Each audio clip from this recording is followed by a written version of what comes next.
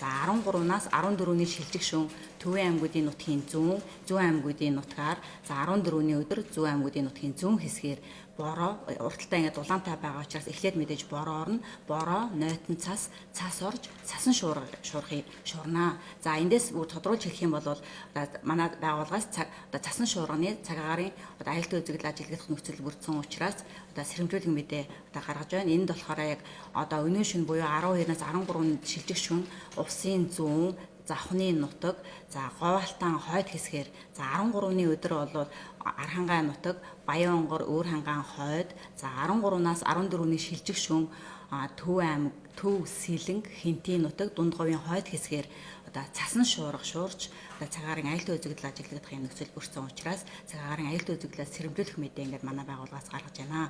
За салхины хувьд бол өнөөдөр буюу 12-ны өдөр Алтан уулархаг нутгаар, 13-ндаа Говийн бүс нутгаар, 14-ндаа Говь тал хээрийнхаа нутгаар салхи секундэд 18-аас 20 м, зарим үед 24 м-ийг давж шорон шуурна. За хүчтэй салхины цагаарын аюултай үзэгдлийн хувьд бол өнөөдөр Говьд Говьалтан нутгаар, за өнөөдөр буюу 12-ны өдөр 13-ндаа бол Баян-Онгор, Өөр-Хангаан өмнөд өмнө Говийн нутгаар салхи секундэд 18-аас 20 м хүрч зарим үед 24 м-ийг давж шигүсэж хүчтэй салхины цагаарын аюултай үзэгдэл ажиглагдах нөхцөл бүрдсэн байна.